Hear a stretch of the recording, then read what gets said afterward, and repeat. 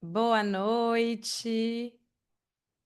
Vou dar uns 3 minutinhos para o pessoal ir chegando, que a gente está nesse aviso lá no grupo, lembrando elas de chegarem. A gente sabe também que feriado tem ainda aí pessoal que está terminando de colocar a criança para dormir.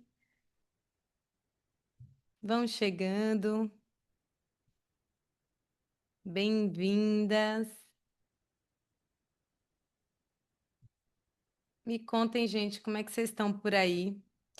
A gente hoje vai ter uma conversa muito preciosa, que eu preparei com muito, muito carinho para vocês.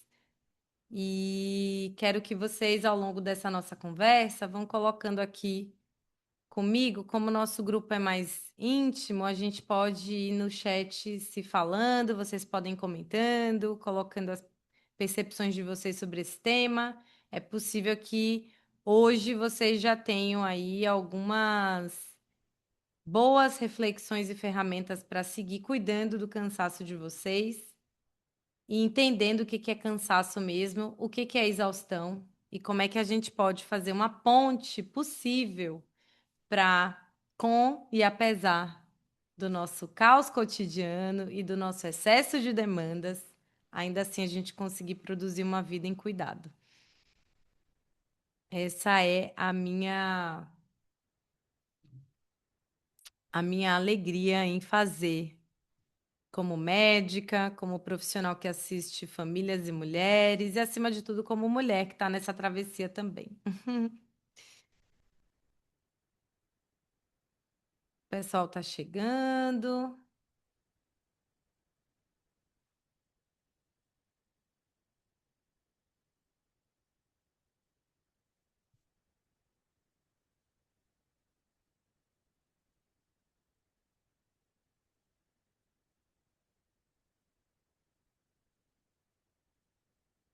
Boa noite, Milena, bem-vinda.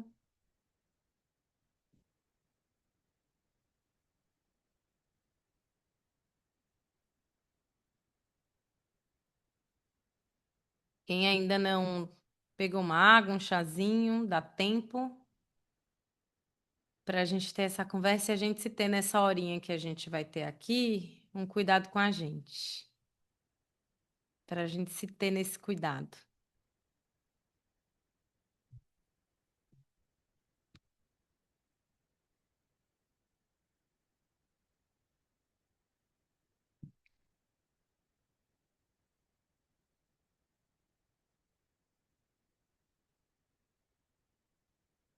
Dá mais um minutinho, tá, gente?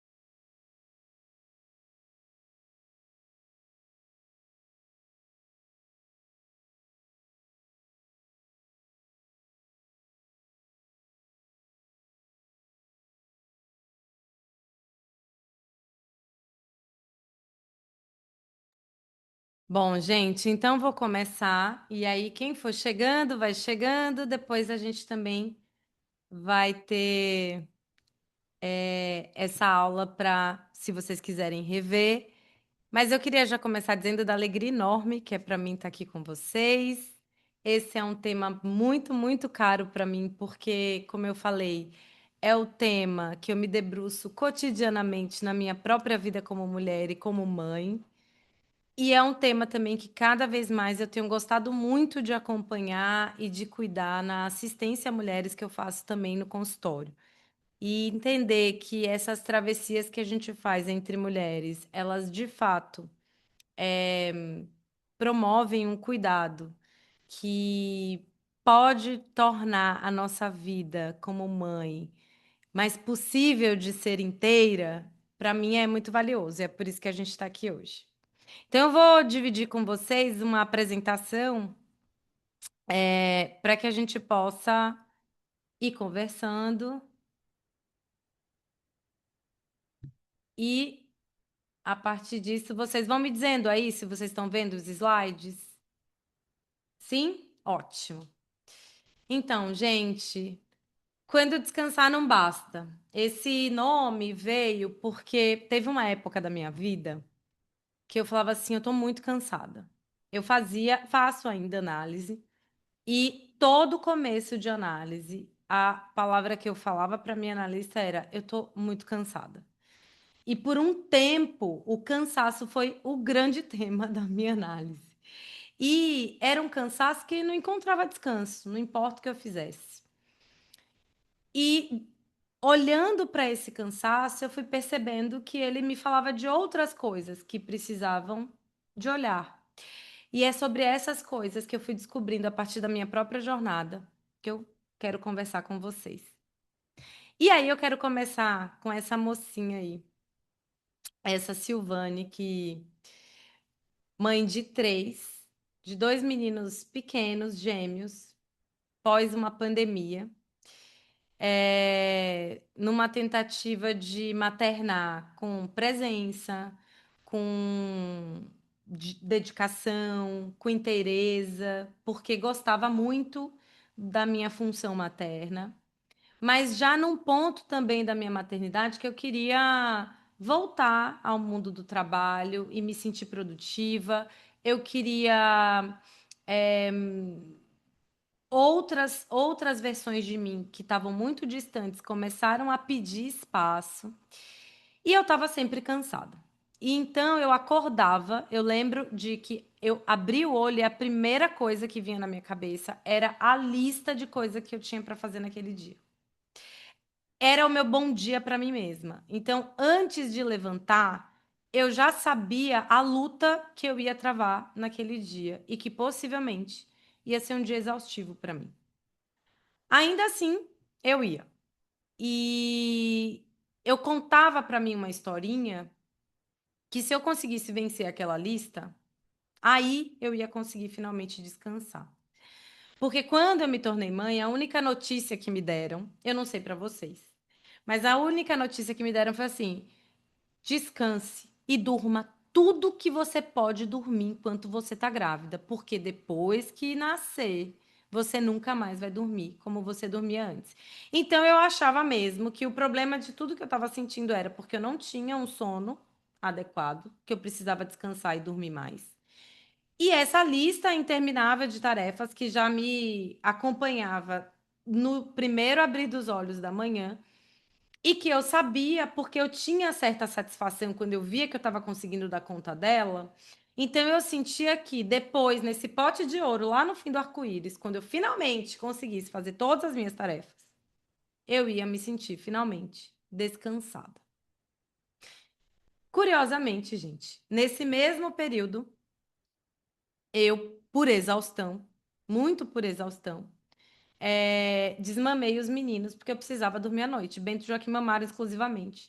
Então era peito, peito, peito, peito, peito, peito, peito, a noite toda peito. Quando não era um, era o outro. Quando não era o outro, era um. Quando não era um e não era o outro, eram os dois ao mesmo tempo. Eu não dormia nunca. E aí eu falei: bom, eu acho que chegou. Eles estão bem, eles estão ótimos, estão comendo, deu.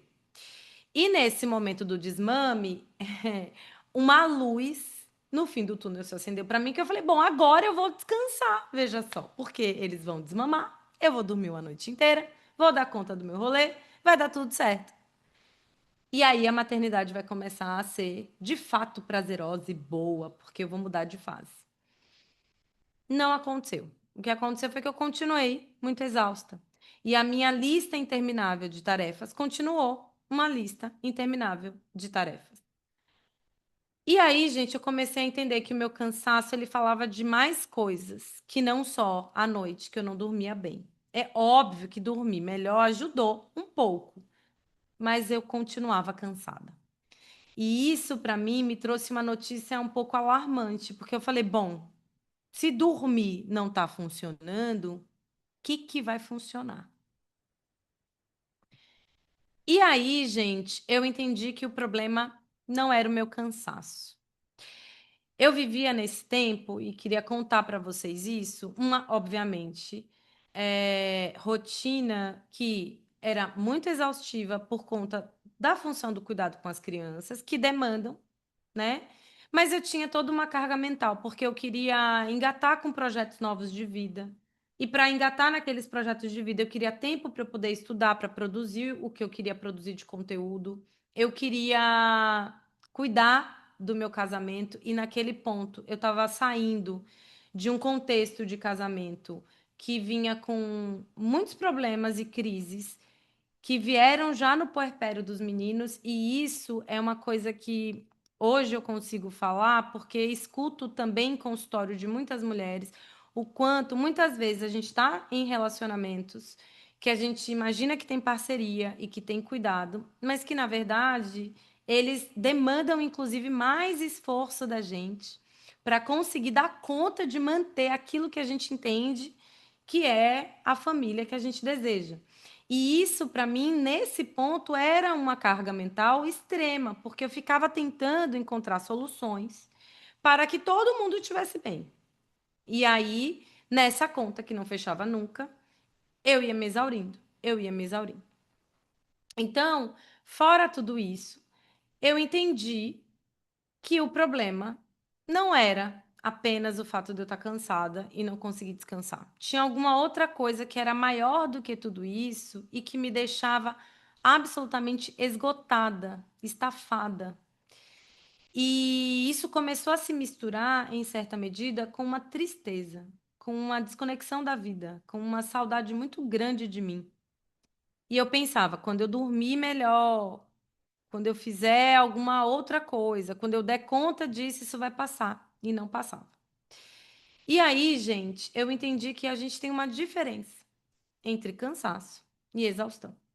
E aí eu comecei a estudar sobre os temas da exaustão, sobre as raízes da exaustão e sobre o que que uma exaustão precisa para que a gente de fato cuide dela. E aí eu entendi que uma pessoa que está cansada, ela precisa descansar mesmo. Quem correu uma maratona, no final da maratona, precisa ter um tempo de regeneração. Mas uma pessoa que está exausta, ela só com um tempo de regeneração, um fim de semana que consegue ter uma tarde no sofá, ou um dia que saiu com as amigas, ou o fato de que assistiu uma série no final da noite, antes de dormir, isso só, gente, não dá conta do nosso cansaço. E é aí que a gente vai ficando mais desesperada, porque isso vai passando, a gente vai tentando e a gente vai seguindo, se sentindo exausta. Uma pessoa exausta, então, ela vai precisar reorganizar o modo de viver.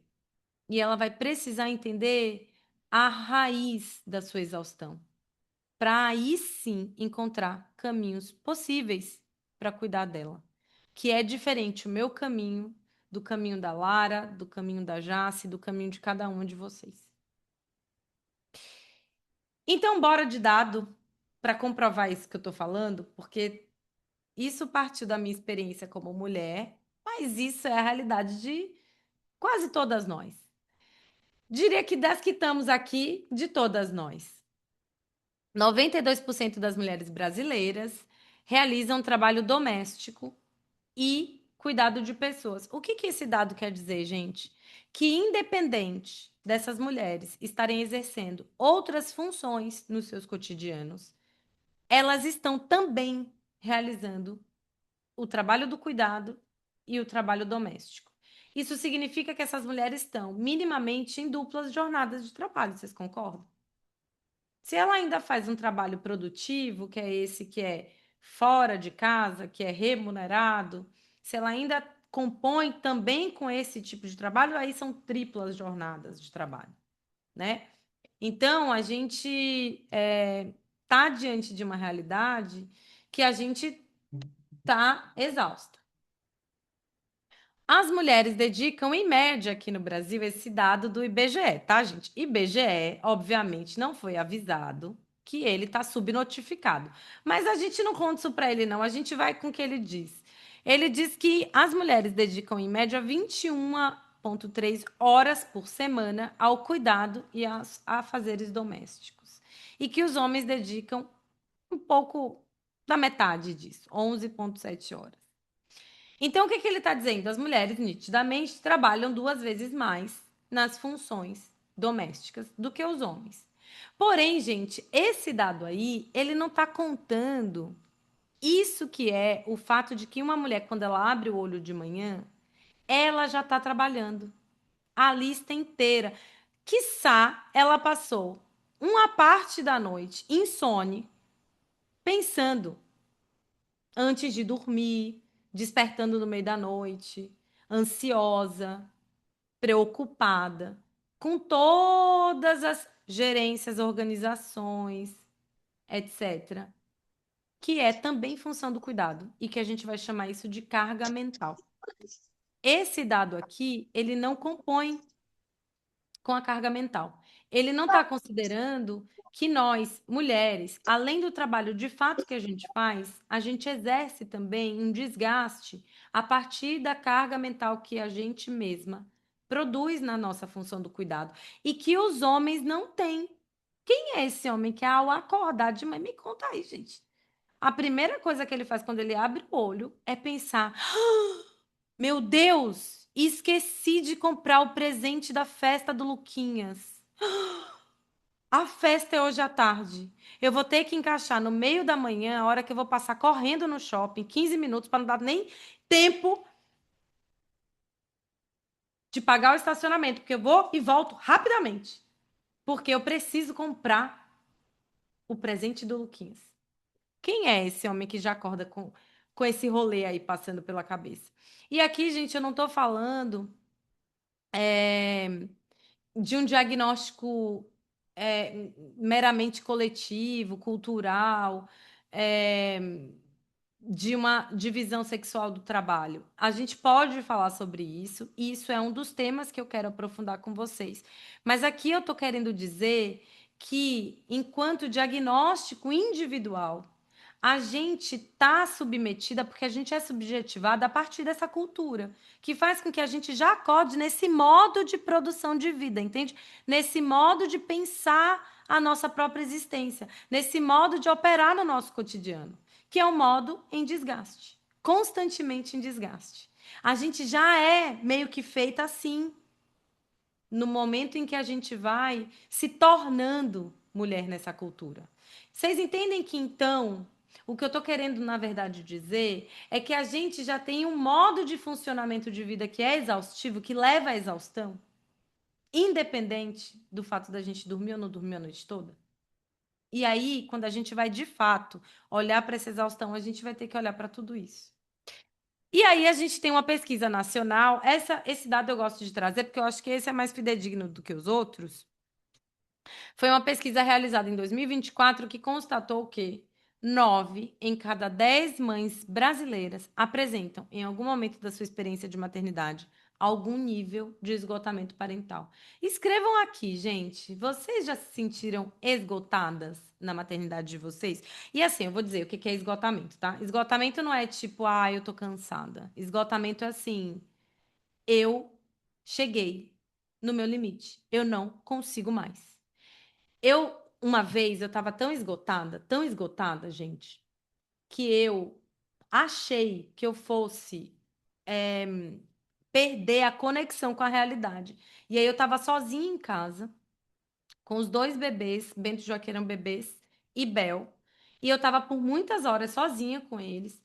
E aí eu estava nessa sensação de que eu ia perder o contato com a realidade, porque eu tava tão esgotada. E aí eu liguei, na época, eu liguei para o meu pai, porque foi a pessoa que atendeu primeiro. Eu falei: continua conversando comigo no telefone, porque eu acho que eu não tô bem. Então é disso que eu tô falando, desse ponto extremo que a gente chega de tipo, não dá mais, eu não aguento mais.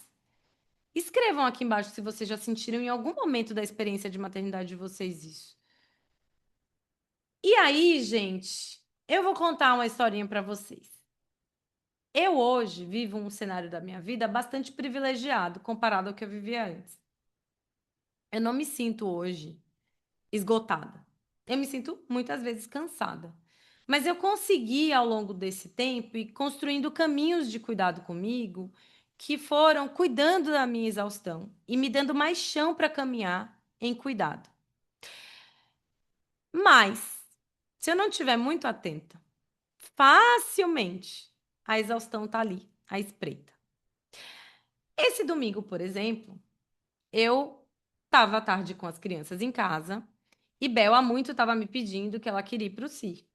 E eu decidi, então, tá bom, nós vamos para o circo esse domingo. Esse tá bom, nós vamos para o circo esse domingo, podia ser o quê?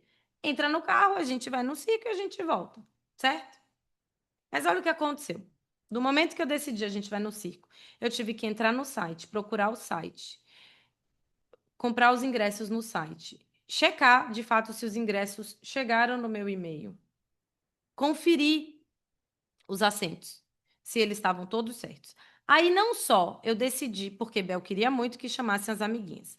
Eu tive que mobilizar a rede das amiguinhas e das mães das amiguinhas, mandar o WhatsApp para todas as amiguinhas e mães das melhores amiguinhas dela, que são, inclusive, amiguinhas que eu conheço, porque eu sei quem são as amiguinhas da minha filha e as mães das amiguinhas da minha filha.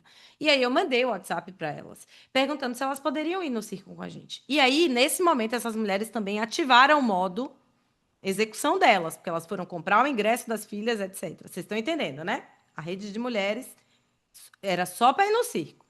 E aí eu tive que antecipar, dar banho nas crianças, dar comida para as crianças, mandar todo mundo fazer xixi antes de ir, afinal de contas, levar 3 crianças no shopping, no circo para fazer xixi. Aí eu passei na casa de uma criança para buscar, depois eu passei na casa de outra criança para buscar. Daí eu entrei no estacionamento, não achei vaga no estacionamento. Aí entra lá, consegue entrar e compra pipoca para um, compra pipoca para outro, compra água para um. Aí o outro quer mais outra água, aí pega a água para o outro. Tira foto para mandar para as mães, para avisar que chegamos bem. Veja só, estamos todos aqui no circo, assistindo o circo. No momento que começa o circo, eu simplesmente faço assim. Eles estão lá aproveitando, achando maravilhoso. Qual que foi o comentário no final da amiguinha? Ah, da próxima vez a gente queria vir sozinho, sem mãe. Vocês entendem? Eu não vou nem continuar contando qual foi o rolê do fim da noite, até todas essas crianças estarem dormindo, felizes após a sua vivência e experiência no circo. Fato é, gente, que isso foi um dia bom, um dia em que tudo deu certo, um dia em que uma estrelinha brilhou em mim. Vocês entendem? Esse dia foi o dia legal e foi o dia que eu fiquei exausta. Por quê? Porque eu tive que dar conta de toda uma carga mental, de todo um exercício de fato de fazer para conseguir mobilizar aquela atividade. E isso, gente, é o fim de semana, isso é o descanso.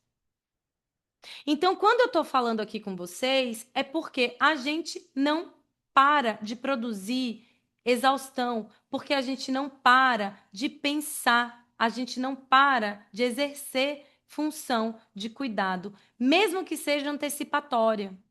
Quantas de vocês agora já estão pensando no que vocês têm que fazer amanhã, porque hoje foi feriado e amanhã a vida volta? Mas amanhã não tem escola. E aí o que que vocês vão fazer com as crianças? E aí eu queria perguntar para vocês: quem é que conhece os amigos, as famílias dos amigos, que articulam os encontros, como eu fiz nesse domingo no circo, dos filhos e filhas de vocês? Coloquem aqui. Coloquem, escrevam. Quem que faz essa função na casa de vocês? Quem que marca as consultas com o pediatra?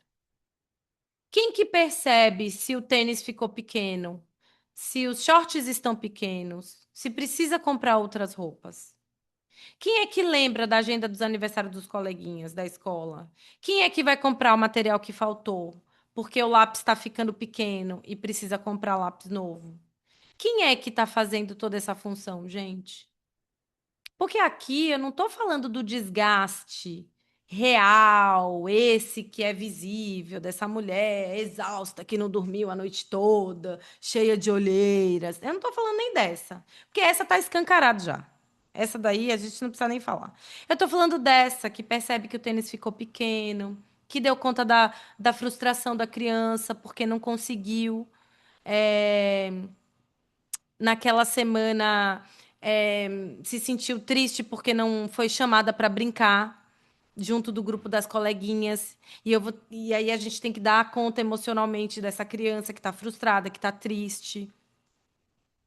É dessas muitas e diversas e cotidianas experiências que estão exaurindo a gente, porque demandam uma função de cuidado. E aí, eu entendi que o meu cansaço, ele era para muito além daquilo que eu imaginava que ele era. E quem realmente estava roubando a minha vitalidade era a minha carga mental. E aí eu queria já trazer um conceito para vocês, muito antroposófico, que é o seguinte: a gente tem dois modos de se exaurir. A exaustão, o cansaço, ele se dá por duas vias. A primeira é quando a gente recruta muito em desgaste das nossas forças neurosensoriais, que são forças de cabeça. Ou seja, todo esse trabalho de pensar, esse trabalho de gerir, esse trabalho de organizar, esse trabalho de antecipar. Isso tudo consome forças vitalizantes da gente, porque isso tudo demanda um esforço de fazer essa extrapolação mental, de se ocupar disso. Por isso que a gente chama de pré-ocupação, certo? Isso consome as nossas forças vitais, são forças de desgaste. E a mente, ela não tem limite. Inclusive, ela adora fazer com que a gente permaneça cada vez mais nela, dando mais comida para ela, mais comida para ela. Quanto menos corpo a gente tem, mais a mente voa, se alimenta, adora. E a gente tem ainda um modo de desgastar a nossa vitalidade que é nas forças do fazer mesmo, consumindo o nosso fazer. Indo, correndo, levando, buscando, cozinhando, comprando, tirando, lavando, na execução do fazer. Mas a gente tem também as forças regeneradoras, que muitas vezes não são suficientes para de fato equalizar a nossa balança. Então, além da gente se desvitalizar, da gente sair da relação com o nosso próprio corpo, da gente ser consumida inteira nas forças de cabeça, a gente não se apropria de fato das nossas forças revitalizantes, que são forças de corpo, de metabolismo. São forças de descanso, são forças regeneradoras, são forças que estão quando a gente entra em estados de relaxamento. Então, vocês entendem como a gente vive num desbalanço? A gente consome e não revitaliza, cronicamente. E aí, gente, eu queria que vocês fizessem uma avaliação rapidamente agora. Eu fiz essa conta, que é como é que anda o teu potinho de energia hoje? Quanto que sobra do teu potinho de energia? Porque quando a gente acorda de manhã e abre o olho, a gente tem um potinho limitado de energia. A gente não tem energia infinita, tá? A gente tem um tanto de energia que a gente dá conta para funcionar fisiologicamente. Esse tanto de energia, ele também tem um tanto aí de tempo e ele também tem um tanto de atenção. A gente também não tem uma atenção infinita, porque a gente quer dar atenção para várias coisas ao mesmo tempo, nessa falácia que é uma mentira de que mulher é multitarefa porque tem um cérebro muito maravilhoso, que faz muitas coisas ao mesmo tempo. Só que no fundo, a história é outra, né? O que acontece mesmo é que a gente tem recursos finitos de energia, de tempo e de atenção. E eu quero que vocês façam aí hoje, rapidamente, uma avaliação de como que está o seu potinho, quando você acorda de manhã. Quantos por cento nas 24 horas você dedicou desse potinho para o cuidado com os filhos? Quantos por cento você sente que dedicou para os cuidados com os afazeres domésticos? Quantos por cento você dedicou para demandas burocráticas do cotidiano, coisas que geram e gerenciam a vida de todo mundo? Quanto tempo você dedicou para o seu trabalho remunerado, se você tem um trabalho remunerado? Quanto tempo você dedicou para cuidar de algo que te solicitou e que te demandou cuidado? E quantos por cento você dedicou para si mesmo? E aí eu queria que vocês pensassem num dia comum, tá, gente? Não um dia extraordinário, não. Tipo assim, segunda-feira agora. Quantos por cento você dedicou para você?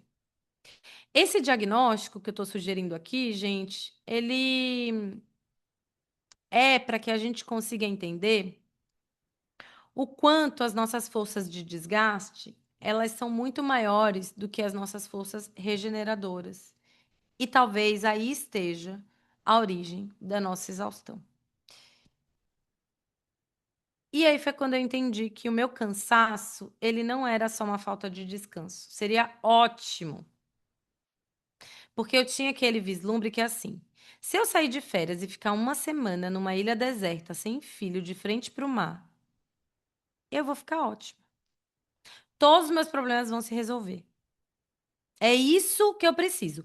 Uma semana sozinha, sem filho, sem criança, sem ninguém, de frente para o mar. E aí, gente, eu fiz isso, né? Não fiquei uma semana, porque obviamente não dei conta na ocasião.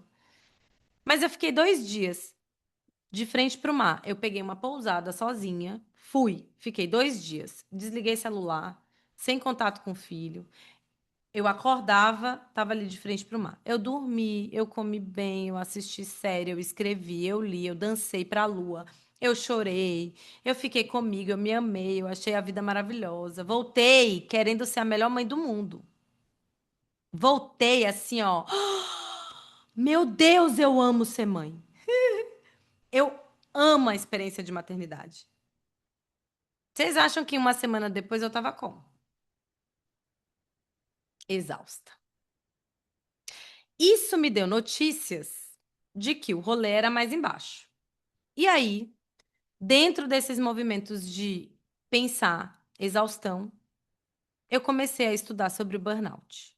E eu quero muito falar com vocês sobre o burnout, porque a gente ainda invisibiliza esse diagnóstico para mulheres que são mães, porque a gente entende na nossa cultura que a função do cuidado, ela é de fato uma função instintiva de amor materno. E quando a gente cai nessa cilada, a gente fica se convencendo que a nossa exaustão, ela reflete no fundo, o quanto a gente está tentando dar muito conta, o quanto a gente está dedicada, o quanto a gente está devocionada a essa experiência de fazer que os nossos filhos não tenham trauma, se sintam amados e preservados numa educação positiva e que todos serão felizes no futuro. E reconhecerão as mães que eles tiveram. Só que não. O que os nossos filhos precisam muito, muito, é de mães vivas. Na melhor das hipóteses, na melhor das hipóteses, de mães saudáveis. E quando a vida é muito boa com a gente, de mães felizes. Se tem algo que a gente pode deixar para os nossos filhos de melhor, é o nosso amor pela vida. E quando a gente está exausta, a gente não consegue contar para eles o quanto a vida é de se amar. Então, se a gente tem alguma coisa que a gente pode fazer em dedicação aos nossos filhos, que seja começando pela gente. O burnout, gente, é uma condição de estresse crônico ligada ao exercício da função, seja ela laboral, seja ela materna. Quando eu digo ao exercício da função, é porque a gente conhece o burnout como um diagnóstico ligado ao exercício do trabalho remunerado. Então, os diagnósticos de burnout ligados ao exercício do trabalho remunerado, eles se dão por uma sintomatologia de estresse ligado ao trabalho E eles também se dão é, com dosagens de biomarcadores no sangue de pessoas que estão sob estresse crônico. Então, se dosa o cortisol matinal e a gente vê que esses níveis de cortisol eles estão muito altos, junto com a sintomatologia. Então, a gente tem aí um quadro de burnout. Em geral, quando a gente tem esse quadro de burnout, ele é ligado ao exercício da função laboral. Então, o tratamento, em primeiro lugar, se dá afastando a pessoa adoecida da sua função laboral. Quando a gente vai pensar um burnout ligado ao exercício de uma função do cuidado, em geral a gente não diagnostica. E quando a gente diagnostica, a gente não tem muito o que fazer com isso, porque um atestado não é possível quando a gente está exercendo a função do cuidado. E aí eu vou falar das maternidades solo, das maternidades das mulheres que são periféricas, das maternidades das mães atípicas, de todas essas singularidades das experiências de maternidades. E vou falar das nossas, da minha, da sua, porque a gente tem o nosso corre, cada uma tem. Mesmo com todos os privilégios, ainda assim, a gente está numa cultura que vai colocar a gente, como mulher, no lugar de exaustão. E aí, gente, quando a gente dosa biomarcadores como o cortisol no sangue de mulheres que estão com sintomatologia de estresse crônico ligado ao exercício da função materna, o que é que a gente vê? Cortisol lá no alto.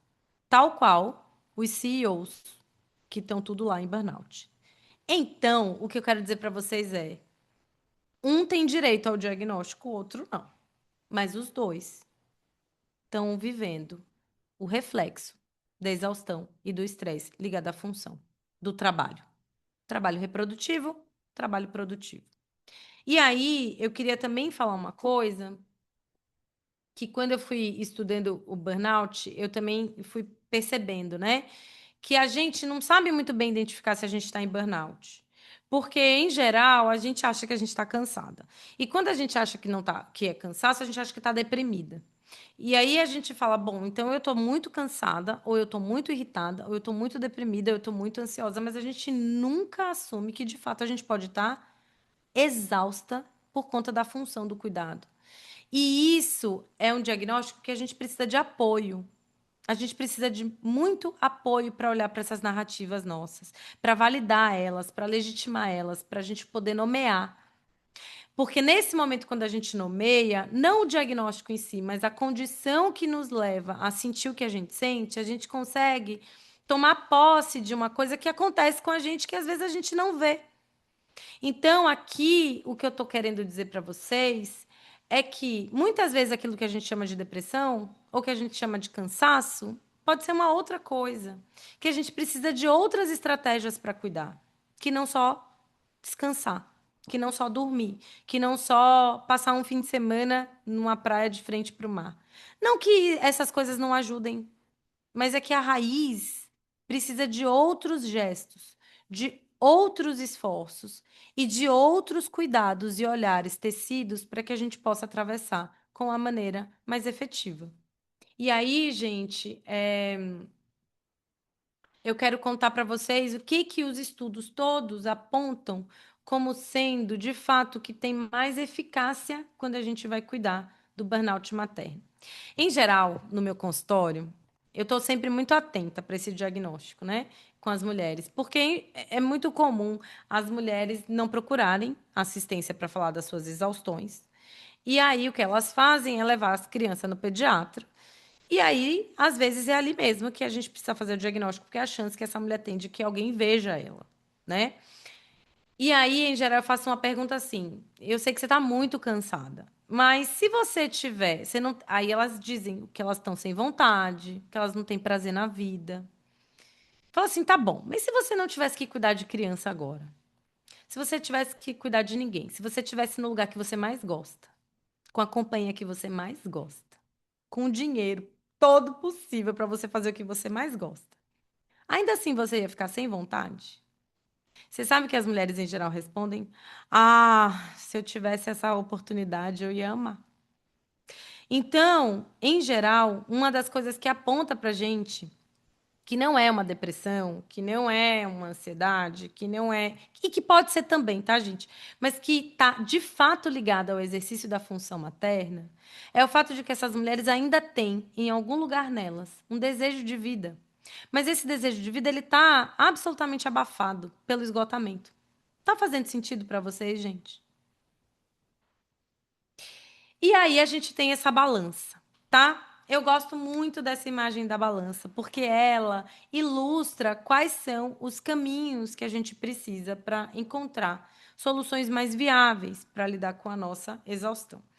Então, essa balança, ela vai estar, de um lado, aqueles fatores que na nossa vida são fatores estressores, fatores que consomem a nossa vitalidade, fatores que aumentam o nosso cortisol, que nos deixam em condição de alerta, que nos fazem sentir o tempo todo em vigília, que nos fazem preocupar com as coisas, que desgastam de fato o nosso corpo mental e físico e emocional. Essa parte, em geral, é toda a experiência, ou quase toda, do nosso cotidiano vivendo, muitas vezes, a função do cuidado muito solitárias, certo? É muito desgaste. Do outro lado da balança, a gente tem aquelas atividades que a gente chama de compensatórias, ou regeneradoras, ou revitalizadoras, que são as atividades que vão pegar o nosso cortisol, que está lá no alto e vai fazer com que ele tenha uma queda do nosso corpo. E a gente experiencie aquela sensação de quando a gente está tomado por hormônios de prazer, por hormônios de descanso, hormônios que dão uma sensação de relaxamento no nosso corpo. O nosso corpo ele é feito para entrar em estresse. A gente, como humano, a gente tem uma fisiologia que é pronta para o estresse. Por quê? Porque a gente tem que lutar ou fugir diante dos nossos leões. Todos os leões cotidianos, nosso corpo ele é inteligente, ele sabe fazer isso. Então, diante de um estresse, a gente libera um monte de hormônio estressor. Mas em geral, quando a vida acontece e tá tudo bem, depois que eu passo daquele pico de estresse, eu consigo ir para uma resposta de relaxamento. Isso garante a minha saúde. O fato de eu ir para o estresse e eu voltar para uma resposta de relaxamento. Ir para o estresse e voltar para uma resposta de relaxamento. O que acontece no nosso cotidiano? Eu vou para o estresse. Tum, acordei, abri o olho. Tô com a lista toda de tarefas para fazer.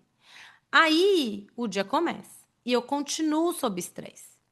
E mesmo nos momentos em que eu acho que eu tô sem nada para fazer, que eu vou descansar, meu cérebro continua funcionando no modo, o leão tá ali. Eu tenho contas a pagar, eu tenho demandas a fazer, eu tenho a roupa da criança que eu preciso trocar, eu tenho tal coisa que eu preciso responder, eu tenho tal grupo do WhatsApp que está com 247 mensagens que eu ainda não respondi. Eu tenho. Vocês entendem que a gente está o tempo todo com o leão na nossa frente? E mesmo quando a gente acha que descansa, a gente não encontra de fato no nosso corpo fisiologicamente uma resposta que tire a gente da condição de estresse crônico. E isso continuamente produz adoecimento. Então, o que a gente precisa é equilibrar melhor essa balança. É ter um momento de estresse que me leva ao pico, porque isso vai continuar existindo na minha vida, na sua vida, na vida de todo mundo e encontrar em seguida, com muita vontade, com o mesmo zelo com que a gente faz pelos nossos filhos. Um espaço em que a gente possa, de fato, produzir uma resposta compensatória. Quanto mais eu saio da minha ativação crônica de estresse, dando esse susto no meu corpo, de contar para ele que ele pode voltar para uma resposta de relaxamento, mais eu consigo transitar numa sensação de saúde e bem-estar. Então, gente, o que eu estou querendo dizer aqui para vocês é que talvez a gente não precise mesmo que o estresse acabe na nossa vida, que a gente dê conta de toda a nossa agenda e que aí finalmente a gente durma a noite inteira e a gente possa descansar. Porque essa balança ela vai continuar assim, entendeu? O que a gente precisa é produzir um modo de vida em que eu vou para o estresse e que eu tô ali com uma escuta fina, interessada, comprometida, inteira em como eu vou fazer esse caminho de volta para minha relação com a vida, num estado em que eu não tô sob estresse. E aí eu volto e fico em estresse. E daí eu volto pro meu relaxamento. E aí eu volto e vou pro estresse. E eu volto e vou pro relaxamento. E aí vocês vão me dizer, Tássio, teoria é ótima, mas e aí, como é que faz isso na prática? Conta aí pra gente. Aí a cultura resolveu mandar as mulheres tudo se autocuidar. E aí a gente tem a propaganda linda dessa mulher que acorda às 5 horas da manhã, faz o seu chazinho, senta diante do sol, respira. Aí os filhos acordam, daí ela faz uma skincare, daí ela faz as unhas e daí ela. Vocês conseguem ser essa mulher aí? Eu não tô conseguindo, não, tá, gente? Eu adoraria. Não tá rolando. Às vezes, quando rola, eu me sinto mais cansada, inclusive. Às vezes ajuda, mas às vezes eu fico mais cansada. Porque eu falo assim, putz, não era isso. Vixe, achei que fosse. Não foi.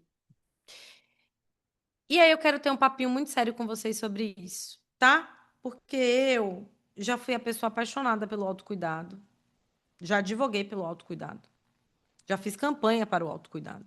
E hoje eu tenho um certo ranço com o autocuidado. Porque eu acho que dentro dessa palavra autocuidado existe uma fantasia na cultura capturada, neoliberal, dessa expressão, de que a gente tem que ser capaz de ser uma coisa ou outra diferente daquilo que a gente é hoje para se cuidar. De que a gente tem que ter na gente mais recurso, a gente tem que ter uma saída melhor, uma solução melhor para a gente se cuidar mais. E o que acontece, gente, é que a gente não está conseguindo se cuidar mesmo, porque a gente está exausta. Se a gente está exausta, a gente só não se cuida por causa disso, não é? Então, para mim, a solução não é autocuidado. Para mim, a solução é um outro lugar que fala também de cuidado, porque eu sigo achando que o cuidado é a saída. Mas é um conceito chamado cuidado de si. Eu não vou aprofundar esse conceito porque ele é um conceito filosófico. Mas eu vou fazer uma breve leitura do que esse conceito quer dizer, que é assim. O cuidado de si é um modo de existir em que você está interessada eticamente consigo e para si. Em que você produz na sua vida gestos, escolhas, inclinações, intenções, modos de ser, estar e existir a partir de um lugar cuidadoso consigo mesma. É a gente podendo se maternar, se acolher. É a gente podendo dar espaço para escutar com intimidade aquilo que fala na gente e que não encontra escuta. E isso a gente pode fazer sozinha, mas não deve necessariamente fazer sozinha. A gente pode fazer junta. A gente pode encontrar espaço de ressonância num processo terapêutico com uma terapeuta, uma psicóloga. A gente pode ir em consultas com assistente de saúde, com médica. A gente pode encontrar isso com uma amiga. A gente pode encontrar isso em diversos lugares, mas esse é um espaço que eu estou advogando aqui, é por um modo anterior mesma coisa. Ou seja, não é sobre o que você faz exatamente, mas é como você faz aquilo que você faz, entende? Porque uma atividade física pode ser extremamente cuidadosa consigo mesma. E pode ser extremamente desgastante e desvitalizante. A mesma atividade. Entende? Porque não é exatamente sobre o que se faz, mas é como se faz em si, a partir de si, aquilo que se escolhe fazer. E aí, gente, a gente tem que pensar também em como a gente vai exercer as nossas maternidades. Porque a gente pode exercer uma maternidade absolutamente desvitalizante. Mas a gente também pode começar a se colocar nesse jogo. E também pontuar isso para os nossos filhos, que na conta da nossa maternidade, a gente também vai se cuidar, a gente também vai caber. E isso também vai ensinar para eles. E aí, gente, eu fiquei pensando, né? Vou voltar para minha história. Tava lá eu, aquela moça da foto do começo, naquele caos, exausta. Levando toda semana para minha analista que eu tava cansada. E aí, gente, nisso, eu comecei a entender que eu precisava me salvar. Então, a minha virada de chave foi, literalmente, quando eu bati no fundo do poço, eu entendi: ou eu me salvo, ou eu me salvo. Porque se eu não me salvar agora, eu não tenho mais o que fazer por ninguém. Eu não vou ter mais o que fazer por filho, porque eu já estava ficando irritada, sem prazer no exercício da minha maternidade. Eu não vou ter mais o que fazer como mulher, porque eu já estava completamente estafada de tentar seguir naquele relacionamento do jeito que eu estava. Eu já estava extremamente desgastada, achando que o problema era todo meu, sem encontrar ressonância. Eu estava afastada das minhas amizades.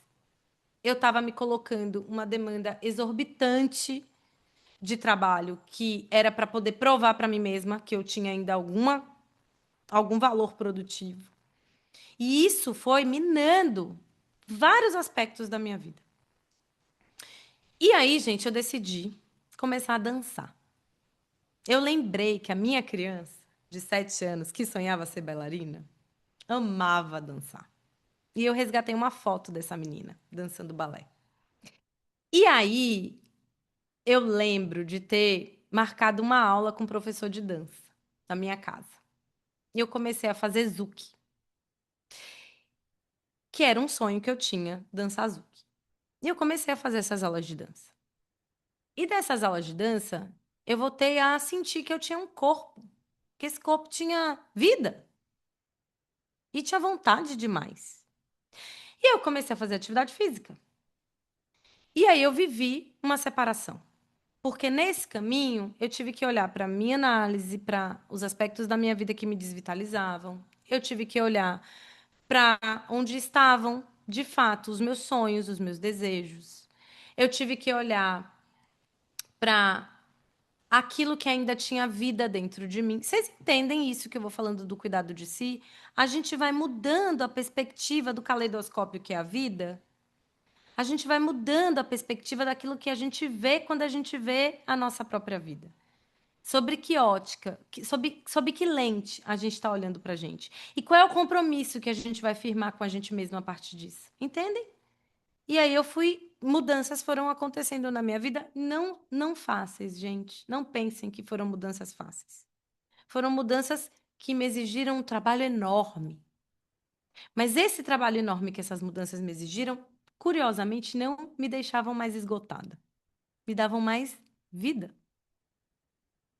E aí eu voltei a fazer aulas de circo, e quando eu me via lá em cima, no tecido, caindo, eu via que eu conseguia ter tônus para me sustentar e vencer a gravidade. E por isso eu conseguia vencer qualquer outra coisa. E por aí vai. E nesse caminho, eu fui entendendo que eu podia decidir pelo que cuidava de mim. Que o meu autocuidado era muito mais sobre como eu ia resolver cuidar de mim. A cada dia, renovando esse compromisso, meu comigo mesma. Esse compromisso ético. E aí eu decidi colocar aqui algumas resoluções que eu fiz no começo desse ano. Eu estava preparando essa aula para vocês, eu encontrei isso que eu fiz. É, aqui tem algumas. Encontrar nutrição diariamente para minha alma, alimentar as minhas sensibilidades, farejar onde eu sinto que é bonito viver. E curiosamente, gente, desde que eu decidi isso, a minha vida tem se aberto assim para muitos encontros bonitos. E eu tenho descansado na possibilidade de viver bonitezas. Cavar espaços de encontro com minhas amigas. Reivindicar o direito de gargalhar. Não permanecer tempo demais sem ouvir o som alto do meu riso. Eu tenho uma história que facilmente eu vou para um lugar melancólico, sabe? Eu sinto tudo muito demais e aí é um exercício meu não ficar me demorando muito na tristeza, não. Apesar de que ela é muito bem-vinda também nos momentos que eu sinto que eu preciso olhar para ela cuidar dela, acolher e vivenciar. Mas eu lembrei de um conto que a Clarice Píncola Estés fala no livro Mulheres que Correm com os Lobos, do poder que uma mulher tem quando ela gargalha junto com outras mulheres. Quando a gente fala desses nossos assuntos femininos que só se fala em roda de mulheres. Quando a gente confidencia isso, que só acontece quando a gente está no encontro íntimo com a gente mesma, com essas mulheres com quem a gente pode, com quem a gente se deixa. Resolução: meditar. Eu sempre quis meditar. E eu falei, ou melhor, me editar. Tomar o tempo necessário para me tratar com gentileza nas situações. Acolher os meus possíveis. Permanecer comigo sem largar minha mão. E aí, gente, eu escrevi várias resoluções. E cotidianamente eu tento lembrar delas. E muito comumente eu não consigo fazer elas. Mas hoje eu já sei muito mais rapidamente farejar o caminho de volta, entende? Para um lugar em que eu tô comigo mesma, em que eu não tô apartada de mim, que eu não tô completamente afastada, saudosa, distante e desgastada. Porque essa mulher em nós, ela começa a ficar sem comida, ela vai ficando atrofiada, ela vai ficando mirrada, desnutrida, sem força, esgotada, sem vitalidade. Quem é essa mulher em vocês que está assim hoje? Porque a gente precisa escutar quem ela é para a gente começar a dar comida para ela, nutrição, alimento. Porque é essa que vai regenerar, essa que vai dizer para a gente como é que a gente faz com que a gente compense o nosso estresse. Entende? Facilmente eu podia fazer uma receita de bolo e dar aqui para vocês. Não ia funcionar. Então, eu não estou aqui interessada em dar uma solução mágica para vocês, mas eu estou muito interessada em contar para vocês como foi para mim e, de repente, ir construindo junto com vocês essa história. Escutar de vocês, pensar junto.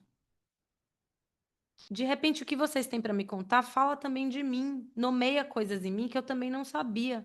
Porque a gente vai sempre tendo notícias da gente quando a gente encontra com a outra. Faz sentido isso para vocês? E aí, gente, eu queria trazer esse estudo que eu li recentemente, um estudo de 2011, que diz assim: o sentimento de pertencimento e apoio social é um dos fatores mais consistentemente associados ao bem-estar emocional de mães e mulheres.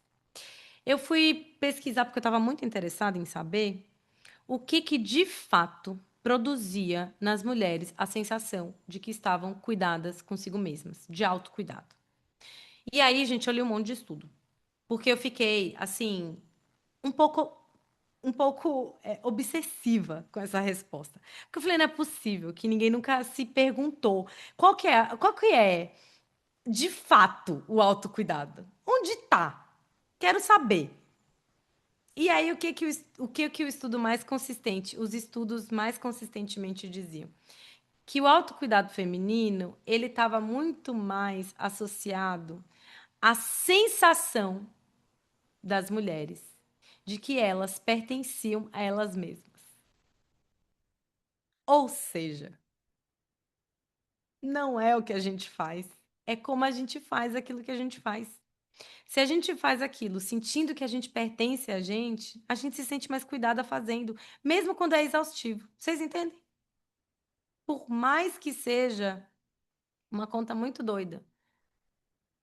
Então, o oposto da exaustão nem sempre é o descanso. Por isso que às vezes descansar não basta. Muitas vezes é o pertencimento. E um jeito que eu, Silvane, conheço de começar a pertencer a si mesma é na escuta ressonante da gente mesma. E aí é por isso que eu falo aqui. Por exemplo, o meu processo de análise cuida muito de mim nisso. A minha espiritualidade, eu fechar os meus olhos e estar junto com a minha guiança espiritual, me ajuda muito nisso. Eu estar diante do mar, contemplando um horizonte, me ajuda muito nisso. Dançar me ajuda muito nisso. Mas estar contra as mulheres me ajuda demais, gente. Me ajuda demais. Porque é nesse lugar que eu sinto isso que é uma força coletiva de identificação, de ressonância, de escuta, de pertença, de não tô só, de eu sou vista. É legítimo o que eu sinto. É uma mão que segura a minha também, que me conta como é para ela e que por isso torna mais possível eu ser quem eu sou. E aí, eu cheguei nesse ponto com vocês para a gente ir encerrando, porque o meu combinado era que fosse 1 hora, eu acho que possivelmente eu já passei disso. Eu quero contar para vocês isso, que é o seguinte. Eu fiquei muito tomada e emocionada quando uma mãe foi no meu consultório e falou, isso me emociona mesmo. Foi uma paciente que eu atendi recentemente. E ela falou assim: Sil, eu preferia estar internada no hospital do que seguir vivendo a vida que eu estou vivendo. Tá muito difícil para mim. Eu não aguento mais. Eu acho que se eu estivesse no hospital, pelo menos ia vir alguém de tempos em tempos trazer comida, alguém checar se eu estava bem, porque tá muito exaustivo. Eu não aguento mais. E aí, naquela fala, gente, eu escutei tanta solidão, tanta solidão. E aí eu fiquei pensando como é que é possível produzir um espaço para que as mulheres construam seus caminhos de travessias para pontes em que elas, mesmo diante de todo o caos, possam começar a vislumbrar recursos internos para produzir uma vida em cuidado de si, que seja possível, que seja viável financeiramente, que seja factível, que seja. Porque eu sei que muitas mulheres não conseguem pagar uma consulta, por exemplo, comigo todo mês. Outras tantas não conseguem pagar uma analista, uma terapeuta toda semana. Mas eu sei que a gente vai cavando esses espaços porque a gente precisa, e a gente vai fazer isso. A gente precisa fazer isso. A gente precisa fazer isso, nem que seja criando um grupo com as nossas amigas, nem que seja entrando numa aula de spinning, não sei. Aqui eu tô oferecendo um caminho para vocês, que é o caminho que hoje eu entendi que funciona para mim.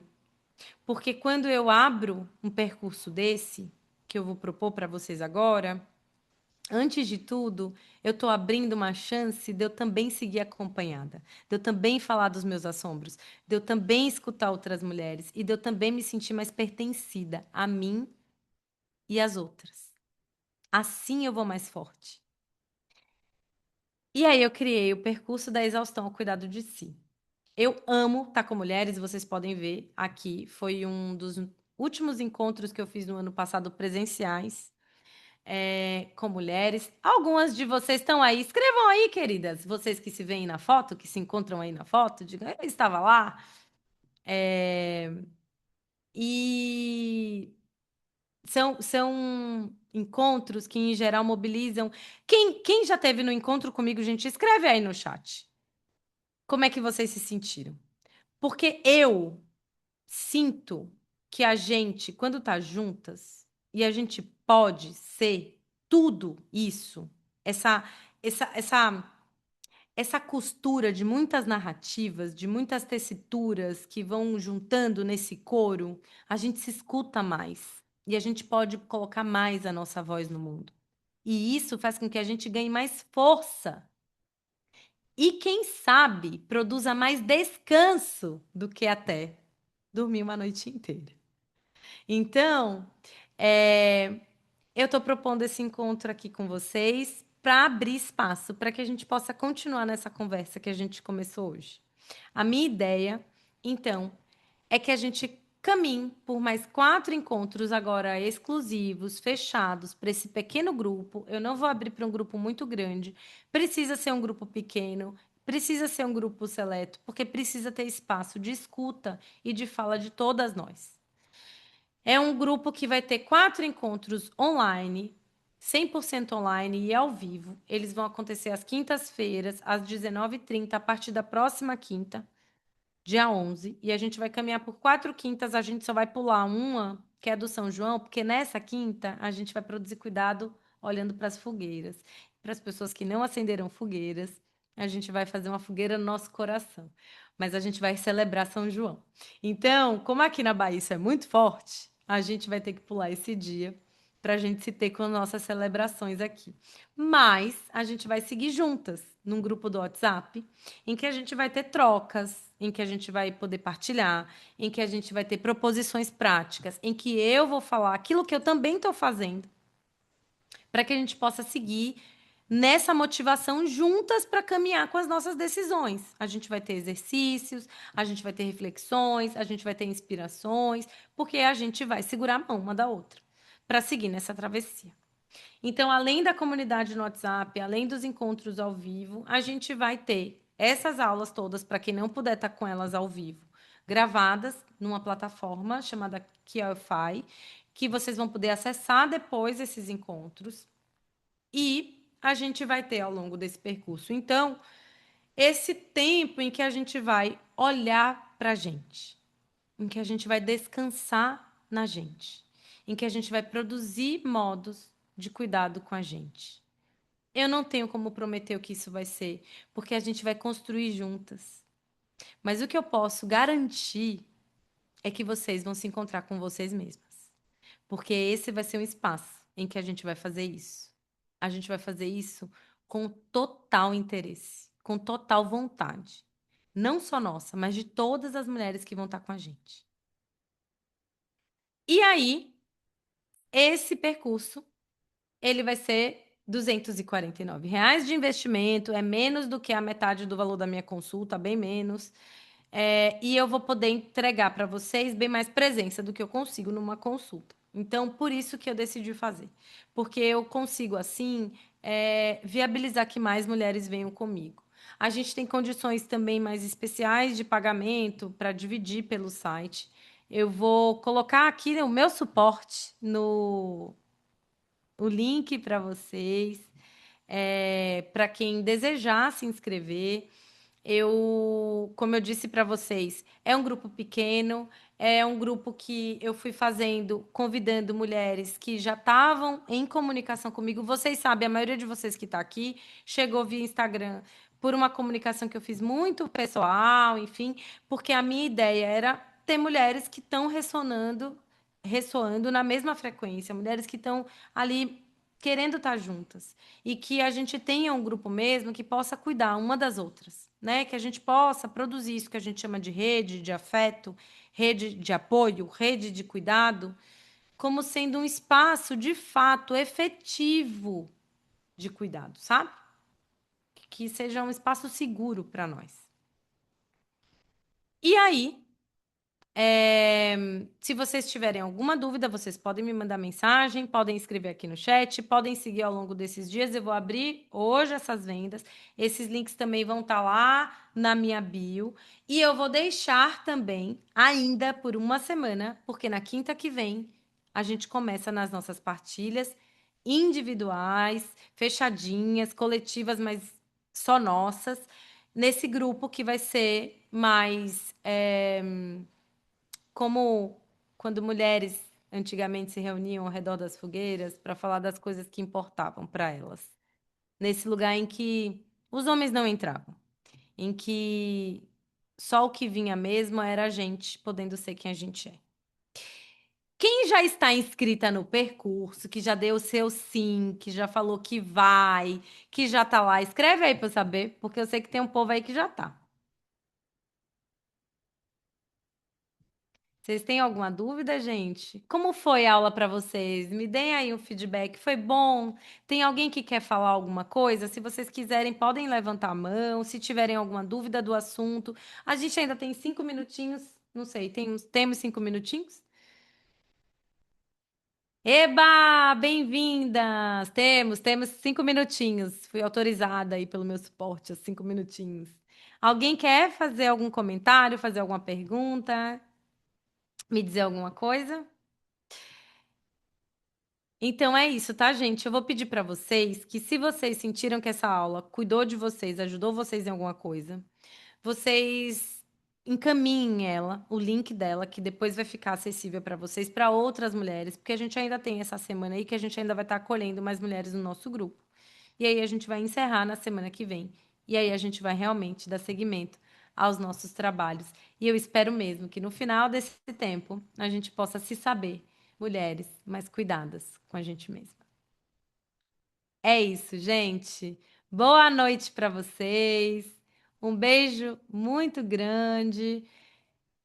Nos vemos. Para quem não puder estar comigo nesse percurso dessa vez, sigam lá me acompanhando pelo Instagram, pelas redes, pelos grupos, pela comunidade, porque sempre novidades vêm por aí. Boa noite, gente. Bom descanso. Obrigada. Até.